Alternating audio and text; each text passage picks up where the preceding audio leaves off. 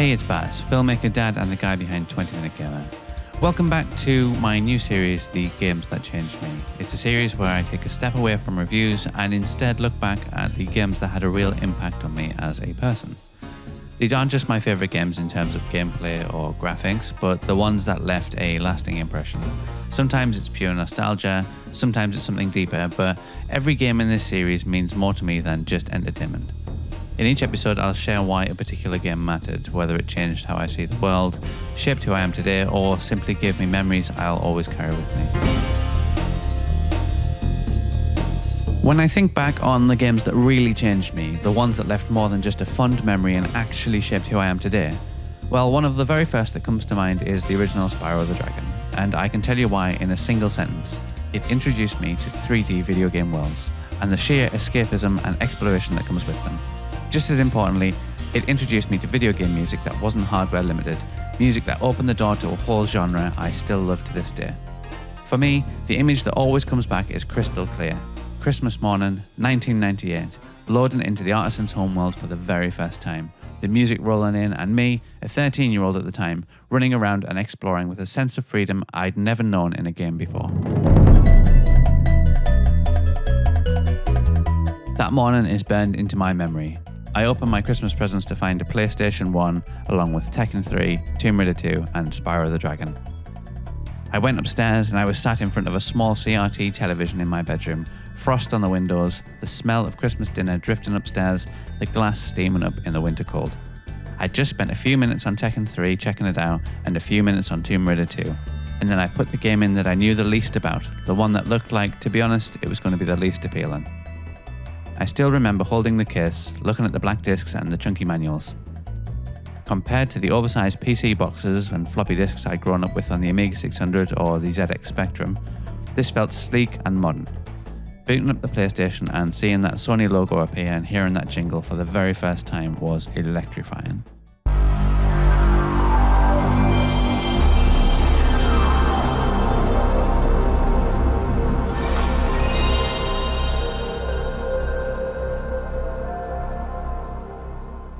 But I have to admit, I thought Spyro was going to be a game for my younger brother. That purple dragon on the front looked pretty childish compared to Lara Croft with her pistols or the brutal fighting in Tekken.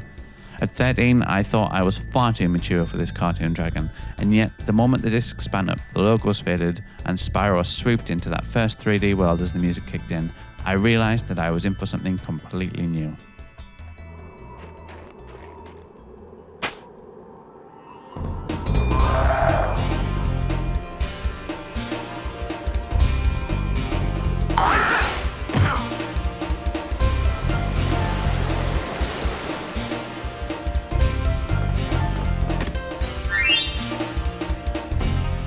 What hit me first was the world.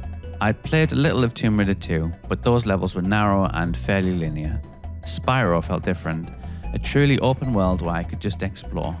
No set path, no one telling me where to go, just bright landscapes inviting me to see what was over that next hill.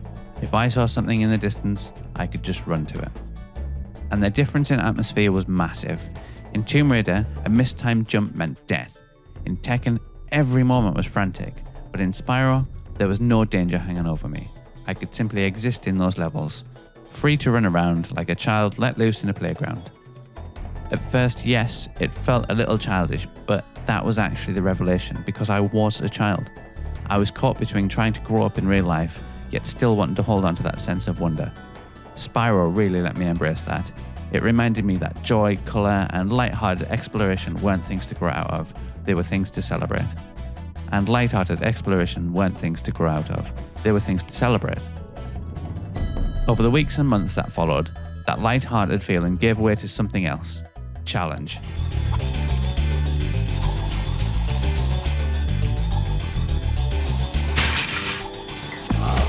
For all its colourful presentation, Spyro was bloody hard. Without YouTube guides or wikis, you had to figure it all out for yourself. I remember chatting on the school bus with friends about where the last dragon was or how to make that tricky jump in treetops. We'd share tips, swap secrets, encourage each other on. Everyone I knew was playing it, and nobody was dismissing it as a childish game anymore.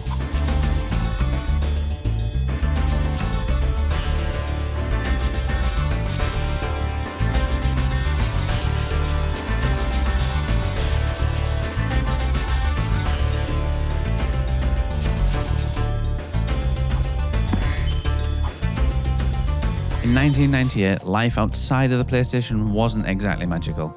I was in the middle of comprehensive school in the northeast of England. Cold mornings waiting for the bus in the dark, long days, piles of homework. I was a decent student, I got good marks, but I never really enjoyed school. I wasn't popular, but I wasn't unpopular either. I had a very small group of very close friends. I had music I loved that nobody else cared about, and I had to keep it to myself, listening as quietly as I could when other people were around. There were the usual family stresses at home, but nothing out of the ordinary. But at 13, it all felt heavy enough. Coming home from school, exhausted, and switching on the PlayStation to Spyro felt like opening a door to another world. It was always there waiting for me, whether the day had been good or bad. Unlike school, unlike life, Spyro didn't really ask anything of me except to play, to wander, and to enjoy. And that soundtrack, the ethereal bells, the oriental-inspired percussion, it was music I'd never admit to liking in front of my friends, but in those moments, sitting in my room, I could turn it up loud and just immerse myself. For a kid who was quietly different, who kept his real taste private, Spyro was a safe space where I didn't have to hide.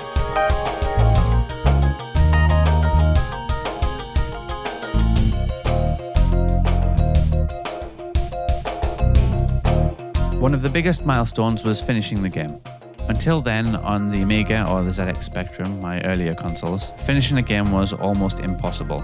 They were too difficult, there were no saves, and eventually you'd run out of time or lives. But with a PlayStation memory card, I could save, return, and actually make some genuine progress.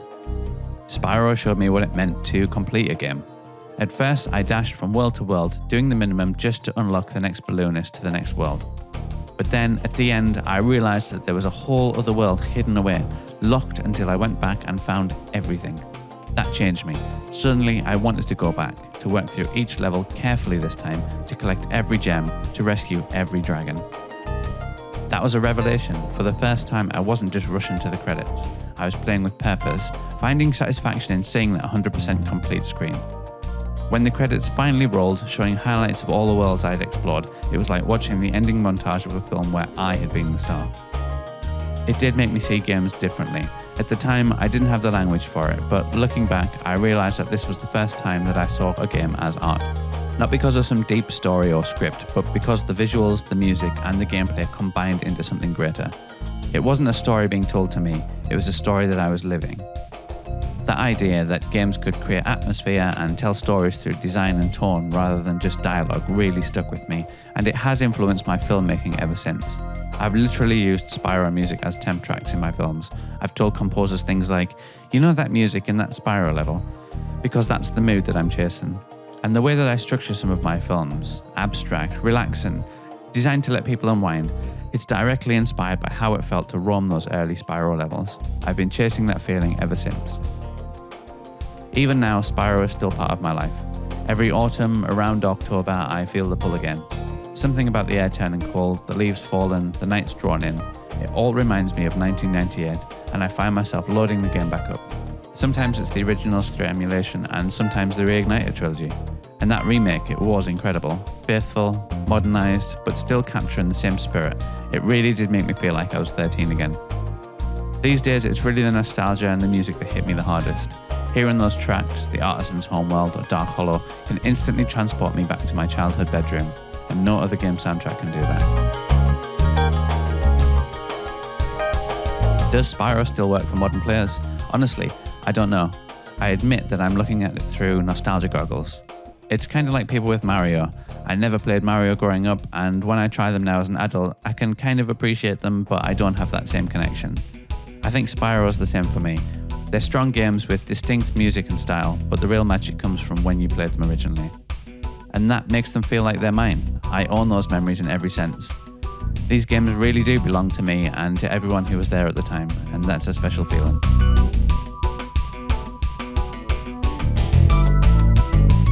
Looking back, the most important thing that Spyro the Dragon gave me was permission to enjoy my childhood just a little bit longer, to hold on to that sense of adventure, to discover a new kind of music that would still be my favourite 25 years later, and to create memories with friends that remain bright even now.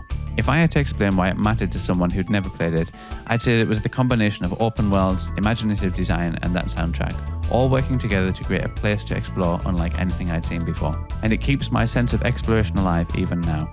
In my films, in the ways I relax, in the way I take time to notice the world around me, Spyro taught me to slow down, to wonder, and to find joy in exploration.